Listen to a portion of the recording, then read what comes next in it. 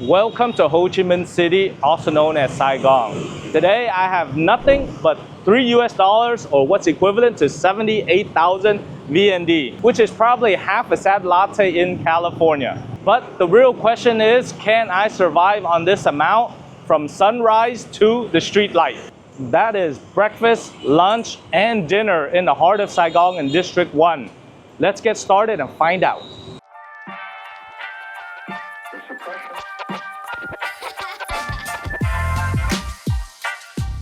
But here are the ground rules. Rule number 1 has to be 3 meals a day and only in one day.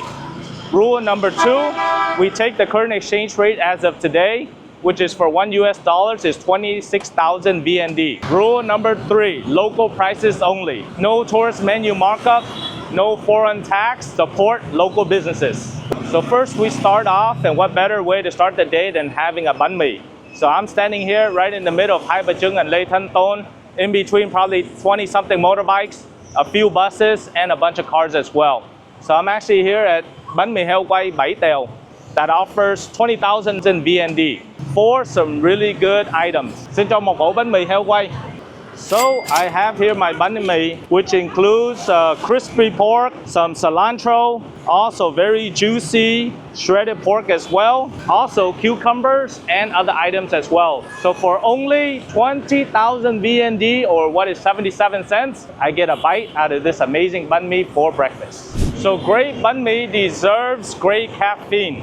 So a breakfast without coffee is like pho without a broth. Technically illegal in 7 provinces. So let's track down 1 cup of coffee. Em cho một phin đen đá. So we are here at Gợi Coffee that is promoting 13,000 for a black coffee with ice.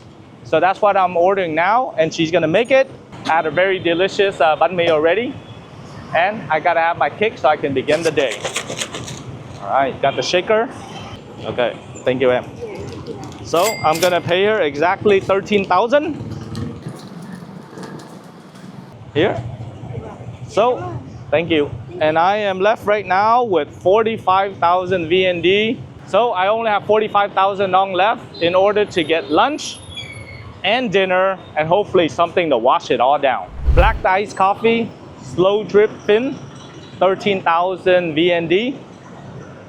Tastes of dark chocolate, toasted nuts, and with a kick that will keep benches awake. So we are close to lunch now. I already had my black coffee and my bánh mì, but you don't even know anything about me yet. So my name is Ken Duong, international business immigration attorney with over 16 years of experience helping foreigners live, work, invest, and retire in Vietnam. But also, I've been living in Vietnam for over 12 years now. So I want to share a little bit about my life here, not just what you see, but also what else you can see about the other side of how everybody else lives. So with that said, I know a lot of foreigners who are looking to open up businesses in Vietnam, and they look at a street vendor like this of how a foreigner can actually get into the street level or street food scene. So it's actually not very difficult. You can either start small, such as this vendor, but probably super high profit margin, right? You can imagine, I don't know how much rent they're paying, but it's not very much. The supplies are there and you have a staff that is working, and that's it. You're a one-person show. And I'm sure I've seen a lot of these places all around, so it's not just one. You can do multiple locations. Getting the paperwork is quite easy. We can do that for you as a registered foreign company doing business in Vietnam, which requires an IRC and then an ERC. But pretty much that's just a license to do business in Vietnam. And we've done businesses that are as low as 300 million VND, which is about 12,000 US dollars. At 12,000, you can probably open up 24 of these here in Ho Chi Minh City, and you still have enough customers because there are over 13 million people right now that are living in Ho Chi Minh City. And with the new merging of the provinces of Bình Dương and also Bà Rịa Vũng Tàu, you're looking at about 18 to 19 million people here in the greater Ho Chi Minh area. And that is a big business. So if you're looking to open up a street level business, let us know, because there's no business that is too big or too small for DG to represent. So next stop is lunch. So we'll see, this 45,000 is going to be enough to last me throughout the day. All right, so lunchtime is critically important. I am here where everybody's going to grab their lunch, and you got to make sure your stomach is full. You got to get some carbs in there as well. So I'm at one of my favorite places here. It is Xôi. Chỉ cho một phần xôi 20.000. So 20,000. Let's see what we get in there. So you get some sticky rice. Of course, you get some onions or shallots. You get Maggi, the sauce as well, along with some chabong or shredded pork, 2 quail eggs, and also ground pork as well, and then even some chicken as well. So that actually looks very delicious and appetizing. So I think this would definitely fill me up for the lunch hour. So for 20,000, I get that really delicious, scrumptious rice. And of course, we get some rain as well. Thank you. So after a great lunch, I have to let you know a little bit about knowledge as well. So if I were to open up a foreign business in the restaurant or food and beverage industry in 2025, what would I recommend? So as you can see around this entire area, you have Sushi World, you have Japanese restaurants, omakase, and all of the different types, including vegetarian options as well. So if you are looking at the F&B business, first, I would highly recommend do your market research. Ho Chi Minh City is an ultra competitive F&B space because you have Japanese, Koreans, American, French, Italian, Moroccan. So you have a slew of all these international flavors and cuisines all over the world. And you have to decide, am I gonna localize it to the Vietnamese people, or do I maintain the foreign experience in order for them to experience Little Italy or Little France or Australia within Vietnam? Those are different cost comparisons when you open that type of business. Also, you can even compete on the level of opening up stalls. Like the coffee I had earlier, they have 15 of those locations in Ho Chi Minh City. And I think they can open up very fast, doing chains as well. So you should do your market research first to determine what is the gap in the market, and then decide what model you want to do. Afterwards, you look at the design, the location, and then of course your menu, it will be important as well. And then finally, competitively market your business, both online, digital, and offline as well. So I said F&B space is abundant opportunities, hyper competitive, but if you need help, we'll be happy to get you through the legal paperwork in order to open up an F&B business in Vietnam.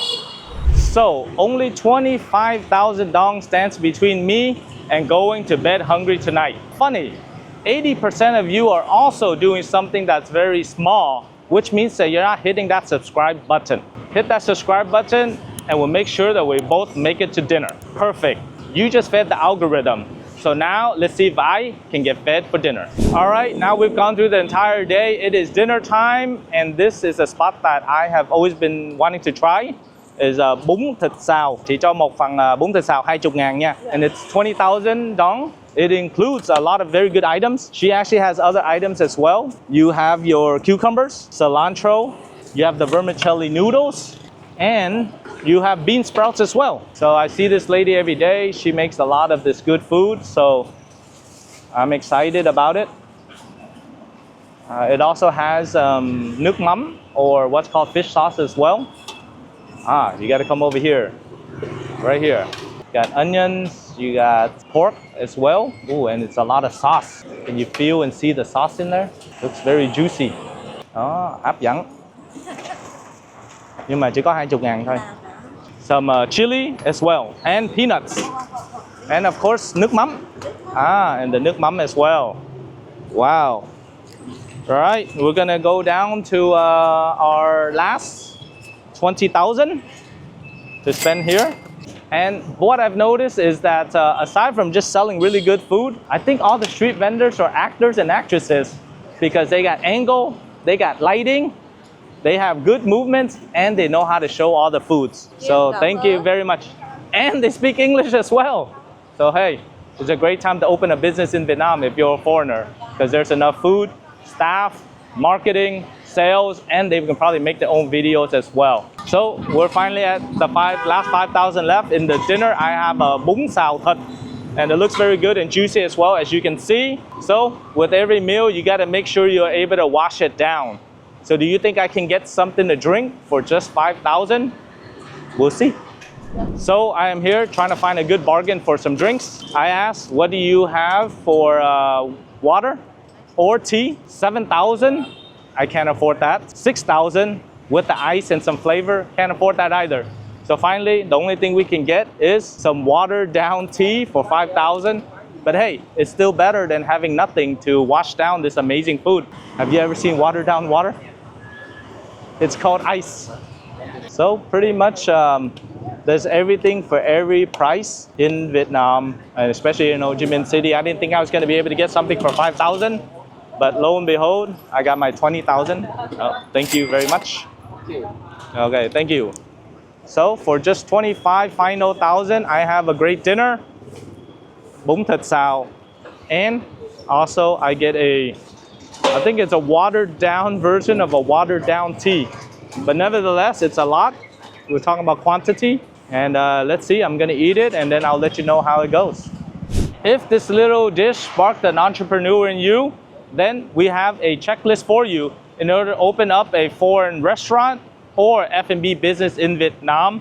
So let me go over these specific items. So step one, first you have to set up the entity, which means that you have to get the investment registration certificate and then the enterprise registration certificate, which in easy terms is just your license to do business. So once you get that, you have to decide your capital contribution. So from our experience setting up many companies, probably the lowest you can go is about 300 million VND, which is equivalent to about 12,000 US dollars to open up a F&B business in Vietnam. Step two, lock down your location. So after you've identified a street level or retail business, or if you have another model, make sure you get your lease.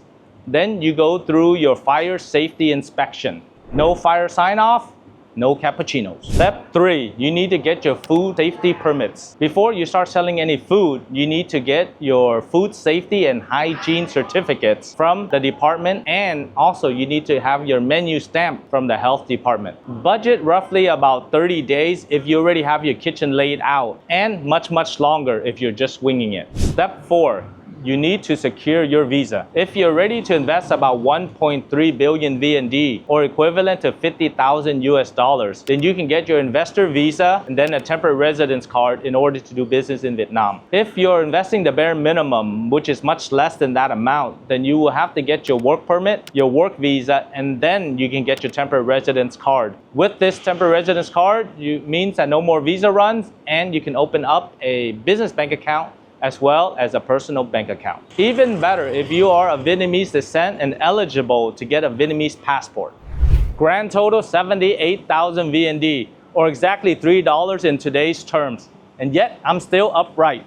Moral of the story, in Saigon, you can feast like a king on pocket change. But building a food business is not. Know your paperwork, choose strong partners, and budget your legal fees like you would budget fish sauce. Enjoy today's video challenge. Tell us about your $3 meal plans in the comments below. Hit that subscribe button because knowledge, like fish sauce, gets better when you share it. And if you're cooking up a Vietnam venture, don't hesitate to contact us at the address below or schedule a consultation for a tailored strategy. So on behalf of Duong Global, my name is Ken Duong. Thank you very much for watching this video. We'll see you on the next one.